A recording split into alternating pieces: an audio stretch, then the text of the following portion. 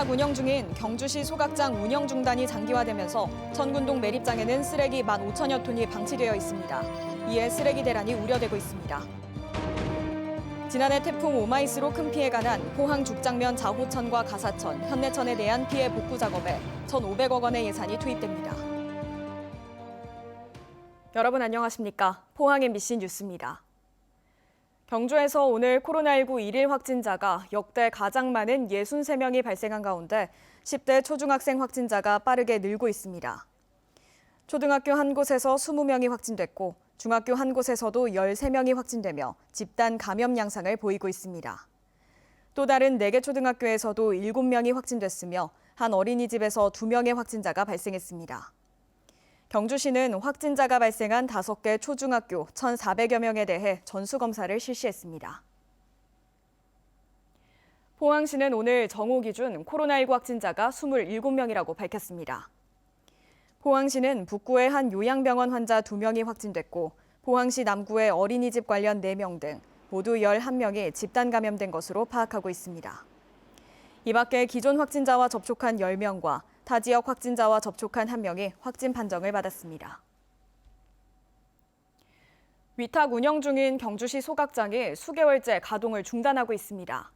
15,000톤의 쓰레기를 소각하지 못해 쓰레기 대란마저 우려되는데요. 서희건설이 대주주인 위탁업체에 매년 70억의 막대한 세금을 쏟아붓고 있는데 소각장 가동 중단에 대한 책임을 물어 경주시가 위탁업체를 즉시 변경해야 한다는 지적이 제기되고 있습니다. 김형일 기자가 취재했습니다. 경주시 청군동 자원회수 처리장. 쓰레기 더미가 거대한 산을 이루고 있고 쓰레기가 썩어 심한 악취가 진동하고 있습니다. 찢어진 쓰레기 봉투에서 침출수가 흘러나오고 거대한 웅덩이가 만들어졌습니다. 수개월째 소각장 위탁업체의 가동이 중단되면서 제때 처리하지 못한 쓰레기가 15,000톤.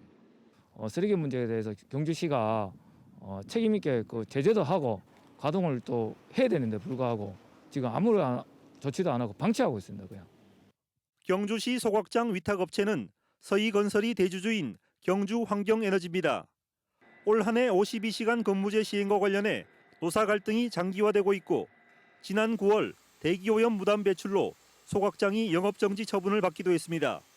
또 지난 10월 소각장 폐수 처리 시설이 지금껏 설계대로 운영되지 않은 사실까지 밝혀지면서 과연 이 위탁업체가 소각장을 계속 운영할 수 있는 능력이 있는지 의문이 제기되고 있습니다.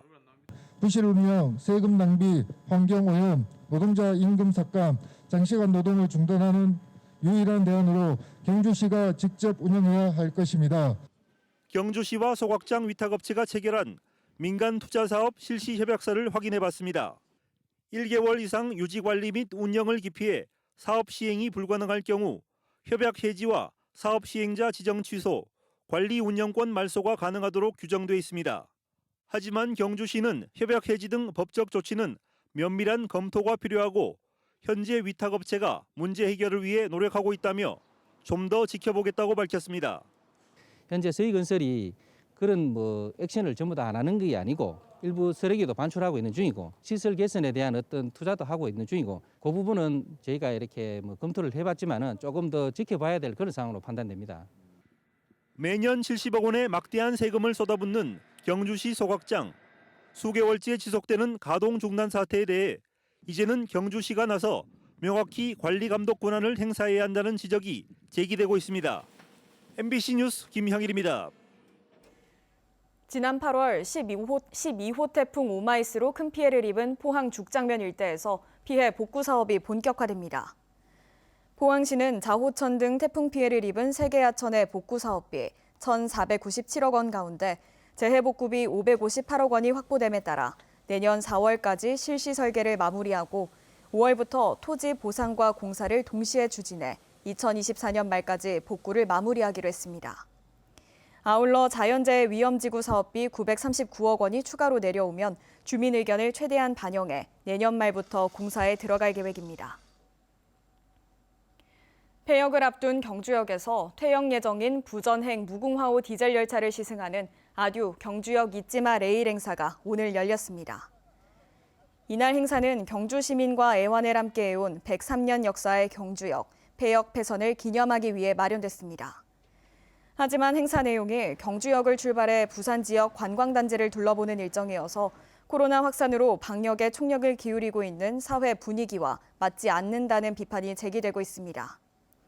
한편 경주역은 이달 말 문을 닫고 KTX 신경주역으로 모든 업무가 넘어가게 되며 경주를 기점으로 위쪽으로는 영천을 거쳐 동대구, 아래로는 울산을 거쳐 부산을 잇는 영남권 복선 전철은 오는 28일에 개통 예정입니다. 코로나 사태 장기화로 우리 사회 양극화에 대한 우려가 커지고 있는데요. 특히 교육 불평등이 심각해졌다는 통계 조사가 나왔습니다. 비대면 수업이 길어지면서 사교육 의존도가 커졌는데 가정 형편에 따라 격차가 커지고 있다는 겁니다. 김건엽 기자가 전합니다. 코로나 사태로 학교는 1년 반 동안 문을 닫았습니다. 비대면, 온라인 수업으로 대체되면서 이전보다 학원을 더 많이 보내거나 학교에서 받지 못하는 수업들을 정상적으로 아이들을 가르치는 실시간 대면의 학원에 많이 보내게 되고요. 반대로 그렇지 못하는 그냥 장난감 갖고 놀든가 아니면 뭐 요즘에는 그 수업을 하면서 또 그 뒤에 바탕에 게임을 하더라고요. 그래서 큰 차이가 나타났습니다. 가정 형편이 좋을수록 사교육 시간이 늘어난 학생들이 더 많았는데 상급 학교로 갈수록 차이가 더 커졌습니다. 대안은 온라인 수업이었지만 가정 형편이 좋지 않을수록 이해하지 못한 내용을 그대로 넘어간다는 학생들이 많았습니다. 이런 양극화, 불평등에 대한 우려가 커지면서 경제, 건강에 이어 교육 불평등이 3순위에 처음으로 진입했습니다. 원격 수업도 학생들의 학력에 따라 맞춤형으로 이루어질 수 있도록 대책 마련이 필요하다는 지적입니다. 경북교육청은 내년 예산을 올해보다 7천억 원 더 늘리고 공교육 회복에 집중 투자하기로 했습니다. 코로나19 장기화로 인한 교육 결손 회복, 미래 교육을 위한 교육 환경 기반 구축, 학생과 학교 현장에 중점을 두고 편성하였습니다. 교육 현장에서 소외되거나 차별받지 않도록 하는 것, 코로나19가 우리 공교육에 던져준 또 하나의 과제가 됐습니다. MBC 뉴스 김건엽입니다. 2달 연속 증가했던 경북의 취업자 수가 지난달에는 다시 감소했습니다. 동북지방통계청이 발표한 지난달 도내 취업자는 143만 7천 명으로 지난해 같은 달에 비해 7천 명이 감소해 12,000명이 늘었던 전달과 대조를 이뤘습니다. 제조업과 도소매, 숙박 음식업 등은 취업자가 늘어난 반면에 농림어업과 개인 공공서비스, 건설업 등에서는 상대적으로 감소폭이 컸습니다. 지난달 고용률은 62.2%로 전년 동월보다 0.1%포인트 떨어졌고 실업률은 1.6%로 1.8%포인트 하락했습니다. 2022 탈핵 대선연대가 오늘 출범해 차기 정부가 국민 안전을 위해 조기 탈핵을 약속하고 제도화하라고 요구했습니다. 이들은 위험하고 불안한 핵 발전은 기후위기의 대안이 아니라며 여야 대선 후보들에게 명확한 탈핵 로드맵을 제시하라고 촉구했습니다. 또 밀집된 핵발전소에 대한 안전성 평가와 중대사고 방지 대책, 원전 인근 주민 건강영향 조사 대책도 촉구했으며 독립된 기관이 고준위 핵폐기물 처분 정책을 수립해야 한다고 주장했습니다. 한편 2022 탈핵 대선 연대에는 녹색연합과 참여연대, 환경운동연합, 아이쿱 생협 등 66개 시민사회단체가 참여하고 있습니다. 내일 아침에도 큰 추위는 없겠습니다. 다만 내일도 공기질은 탁하겠는데요. 경북 동해안에는 5mm 미만의 비가 내리겠습니다. 조주경 기상캐스터입니다. 12월의 중순에 날이 크게 춥지는 않습니다. 따뜻한 남서풍이 불어들고 있는데요. 다만 서풍을 따라서 중국발 스모그가 유입되고 있습니다. 오늘 포항의 미세먼지 농도는 200 마이크로그램을 넘어서기도 했습니다. 미세먼지는 내일도 머물면서 미세먼지 농도 나쁨 수준까지 오르는 곳이 있겠습니다.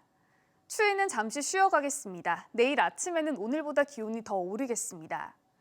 내일은 흐린 하늘에 비가 살짝 지나겠습니다. 내일 아침부터 오후 사이 5mm 미만의 비가 내리겠습니다.